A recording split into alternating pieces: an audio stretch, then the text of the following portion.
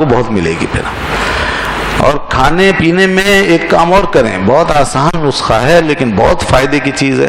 اس کی برکت آپ کو چند ہی دنوں میں محسوس ہوگی, روحانی خوشی اور مسرت سے آپ لبریز ہو جائیں گے انشاءاللہ. اس لیے کہ بات ہی ایسی بیان فرمائی گئی ہے کہ اس سے بڑی کوئی نعمت ہو ہی نہیں سکتی. فرمایا اللہ کے رسول صلی اللہ علیہ وسلم نے, جو کھانے کے ہر لقمے اور ہر گھونٹ پہ بسم اللہ کہہ لے, بلکہ فرمایا کہ جو کھانے سے پہلے تو بسم اللہ ہو گیا, فرمایا کہ جو کھانے کے ہر لقمے پر اور پانی کے ہر گھونٹ پر الحمدللہ کہہ لے, الحمدللہ, تو اللہ تعالیٰ اس سے راضی ہو جاتا ہے. شروع میں بسم اللہ پڑھ لیا آپ نے, اور چاہیں تو ہر لقمے میں پڑھیں اگر توفیق ملے اور آپ کے پاس وقت ہو, بہت بڑی بات ہے. لیکن شروع میں پڑھ لی, اس کے بعد پھر ہر لقمے پہ الحمدللہ کہہ لیں. ایک لفظ ہی تو کہنا الحمدللہ, ایک کلمہ ہی تو ہے. گھونٹ پہ, ہر گھونٹ پہ کہہ لیا الحمدللہ, کیا بات ہے. فرمایا اللہ راضی ہو جاتا ہے, اللہ کی رضا حاصل ہو جاتی ہے, ایسے بندے سے اللہ خوش ہو جاتا ہے. اور اس زمین و آسمان کے بیچ میں جتنی نعمتیں ہیں وہ ساری اکٹھی کی جائیں تو بھی اس اجر کے برابر نہیں ٹھہریں گی جو کہ اس موقع پر الحمدللہ کہنے کے بعد اللہ تعالیٰ اس کو اجر عطا فرمائے. جو اجر کے اللہ اس کے بعد عطا فرمائے, اس اجر کے برابر یہ ساری زمین و آسمان کی نعمتیں نہیں ہو سکتی. یہ ہے جناب برکت والے معاملات ہیں, چھوٹی چھوٹی باتیں ہیں, انسان عمل کر لے تو بہت ساری خرابیوں سے بچ جاتا ہے. ہاں بعض لوگ جو منفی سوچ رکھتے ہیں, اور آج کل کیونکہ زیادہ لوگ اس طرف سوچنے لگتے ہیں اور اس طرح کی باتیں ہر طرف ہو رہی ہوتی ہیں, اور ہمیں دین ایمان کے معاملات میں اکثر لوگ شکوک و شبہات میں بھی ڈال دیتے ہیں. تو وہ سوچتے ہیں یا پوچھتے بھی ہیں کہ بھئی آپ کی ان باتوں سے تو یہ معلوم ہوتا ہے کہ اگر بسم اللہ پڑھ لی جائے تو کام مکمل ہو جاتا ہے, برکت بھی حاصل ہو جاتی ہے, اور فساد سے, خرابی سے بچ جاتے ہیں, جیسا کہ حدیث میں آیا. جبکہ ہم دیکھتے ہیں کہ بہت دفعہ بسم اللہ پڑھتے ہیں پھر بھی کام پورا نہیں ہوتا, بسم اللہ پڑھتے ہیں پھر بھی نقصان ہو جاتا ہے, بسم اللہ پڑھتے ہیں پھر بھی کوئی تکلیف پہنچ جاتی ہے. تو یہ کیوں ہوتا ہے؟ تو لوگ شبہ میں پڑ جاتے ہیں. شبہ مت کیجیے, یہ شکوک و شبہات ایمان کے منافی ہیں. جس ہستی نے یہ بات فرمائی ہے اس ہستی پہ اعتماد اگر سچا ہے نا, بے شک شبہ کی کوئی گنجائش نہیں. جیسے آپ کا ڈاکٹر اگر پڑھا لکھا اور قابل ہے نا, ڈگری یافتہ اور تجربہ کار, وہ آپ کو اس پہ اعتماد ہے. پھر اگر کوئی گڑبڑ ہو جائے تو آپ ڈاکٹر پہ شبہ نہیں کرتے, آپ کہتے ہیں مجھ سے کوئی غلطی ہو گئی, دوا سوٹ نہیں کر رہی ہے, جو بھی ہے معاملہ. خیر ڈاکٹر کی کیا حیثیت, ہم جس ہستی کے بارے میں بات کر رہے ہیں وہ تو ایمان کا معاملہ ہے. تو بات سمجھانے کے لیے کہ جب اعتماد ہوتا ہے نا تو پھر آدمی جو ہے وہ اتنی جلدی شکوک و شبہات میں نہیں پڑتا ہے. اور اللہ اور اس کے رسول کے معاملے میں تو شک شبہ ہونا ہی نہیں چاہیے. یاد رکھیے کہ دنیا کے تمام طبیبوں اور حکیموں سے بڑھ کر طبیب و حکیم ہیں سرکار دو عالم صلی اللہ علیہ وسلم. اس لیے آپ نے ہمارے روحانی امراض کے لیے اور جسمانی امراض کے لیے جو کچھ بھی بیان فرمایا ہے وہ کسی بھی دنیا کی بڑی سے بڑی حکمت سے زیادہ سچائی پر مبنی ہے اور سب سے زیادہ یقینی چیز ہے, اور ہو ہی نہیں سکتا کہ وہ بات غلط ہو.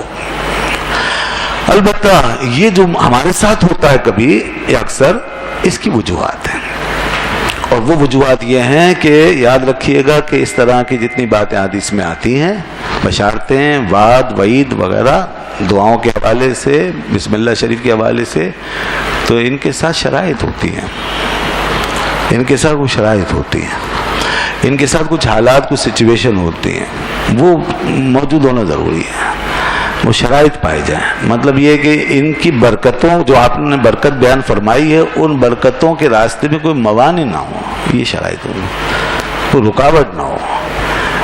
تو آپ اپنی کیفیت کے لحاظ سے کوالیفائی کریں, آپ ان شرائط کو پورا کر رہے ہوں تو پھر لازماً اس کی برکت پیدا ہوگی, نتیجہ ضرور نکلے.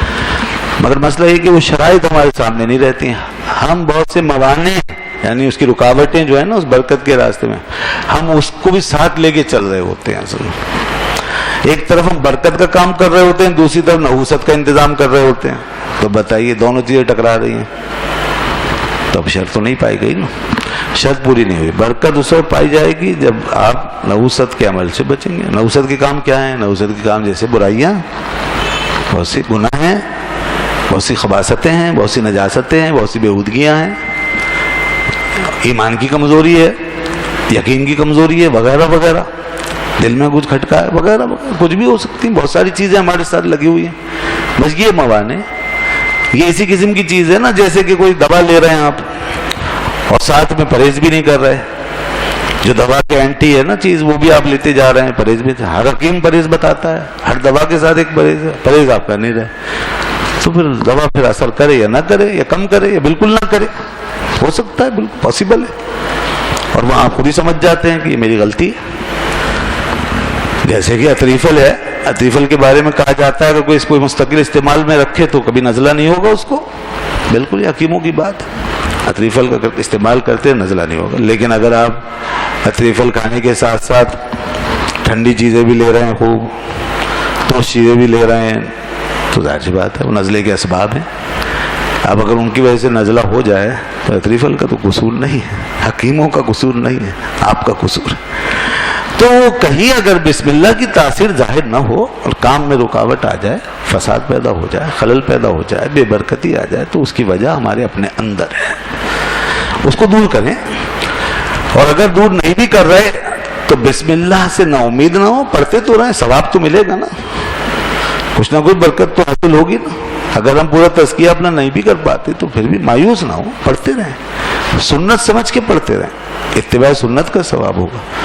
اور کبھی نہ کبھی انشاءاللہ بسم اللہ اگر غالب آ گئی نا ہمارے اوپر، تو وہ جو آپ کے موانع اور جو دوسری چیزیں ہیں نا رکاوٹ بننے والی، وہ بھی پھر اٹھا کے پھینک دے گی وہ، اور اسے بھی دور کر ہی دے گی. کہیں نہ کہیں آدمی کی اصلاح بھی ہو سکتی ہے. بہرکیف یہ چیز باعث برکت ہے، اس میں کوئی شک نہیں. اللہ کے محبوب صلی اللہ علیہ وسلم نے دعائیں بے شمار بیان فرمائی ہیں، ان کے نتائج بیان فرمائے، ان کے اثرات. اسی طرح بہت سی دوائیں بیان فرمائی ہیں، ان کے اثرات بیان فرمائے.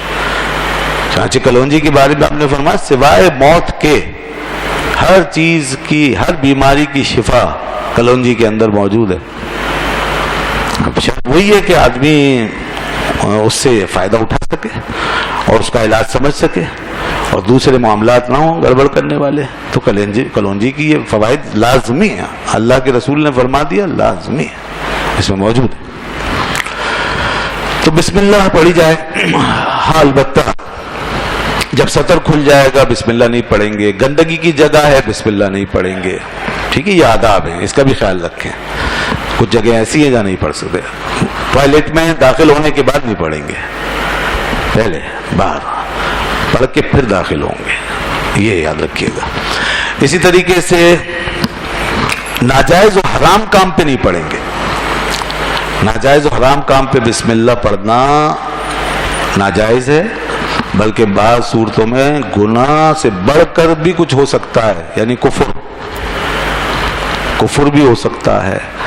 کیونکہ بسم اللہ اللہ کا نام ہے، اس کی توہین ہو جائے گی. خدا کے نام کی توہین یہ کفر کیا ارتکاب کرنے کے مترادف ہے. اس لیے ناجائز و حرام کام سے پہلے بسم اللہ نہیں پڑھی جائے گی. حلال و جائز کام سے پہلے ہی بسم اللہ پڑھی جائے.